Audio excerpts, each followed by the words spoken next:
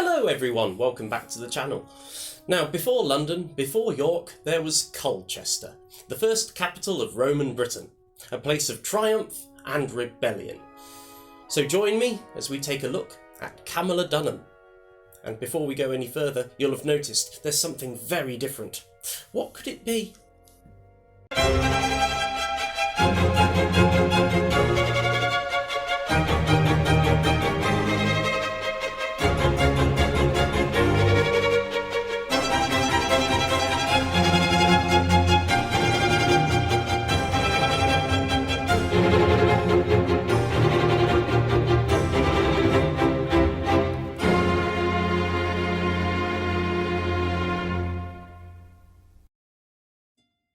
Colchester claims to be the oldest recorded settlement in Britain, with the local Celtic tribes minting coins with its Celtic name Camulodunum between 20 and 10 BC, and with Pliny the Elder also writing about it in the 1st century AD.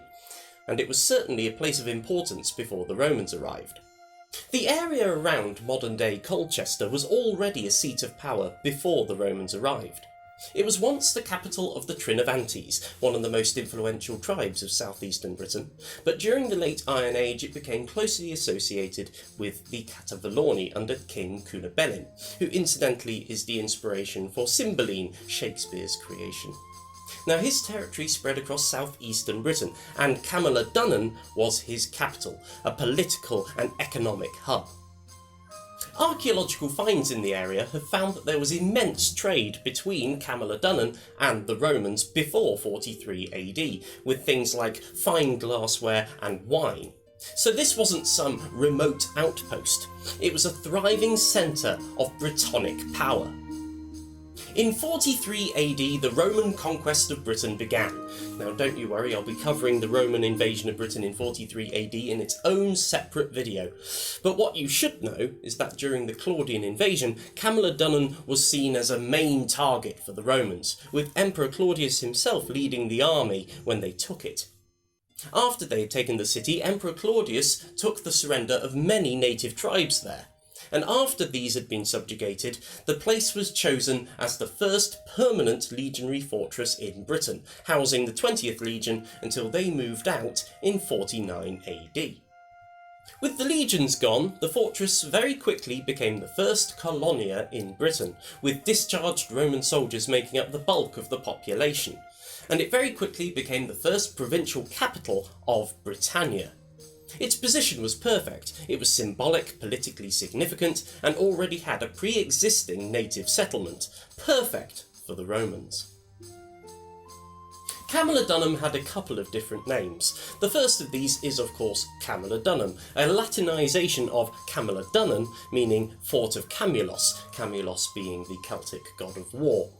It was also known as Colonia Claudia Victricensis, which means the city of Claudius's victory, but Camulodunum seems to be the name that most people used. The Romans converted the legionary fortress, imposing their urban blueprint, with grid-patterned streets, grand public buildings, a forum, and most impressively, the Temple of Claudius, which was started in the 50s AD and dedicated to him in 54 AD when he died. Camulodunum was a stamp of Roman power and authority. But the stamp didn't go uncontested. In the 60s AD, Camulodunum became a significant victim of the Boudican revolt. With its few defenders, it was overrun and burned to the ground. Thousands were killed, many in the Temple of Claudius, which was besieged for 2 whole days before it was sacked.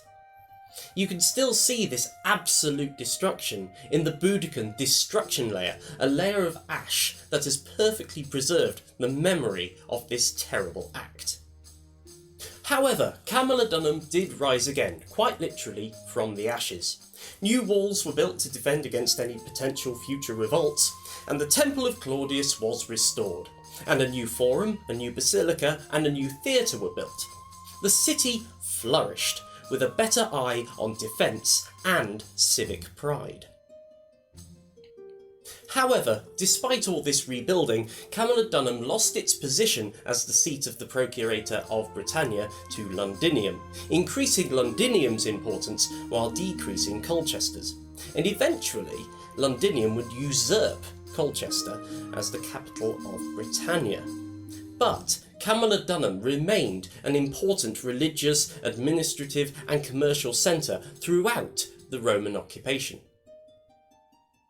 As the Roman Empire weakened in the 4th and 5th centuries, so too did Camulodunum, with coin finds in the area showing a steep decline in the late 4th century, and the Romans left by the early 5th. After the Romans left, the Saxons seem to have seen the importance of Camulodunum and moved in wholesale, and after the Norman conquest of 1066, the Normans built their castle at Colchester on the site of the Temple of Claudius, which I see to be complete and total vandalism, but never mind. If you're interested in visiting Colchester, you can of course visit Colchester Castle, built atop the podium of the Temple of Claudius. You can also see parts of the Roman wall, parts of which still reach their full height, and are the oldest example of Roman walls in Britain. There is also the most interesting find, to me anyway, the only known Circus Maximus in Britain.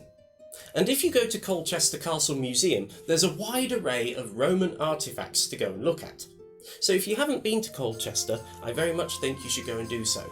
It's the first real footprint of the Romans in Britain. But thank you very much for watching. Please remember to like, comment and subscribe, and I'll see you on the next one. Ciao for now.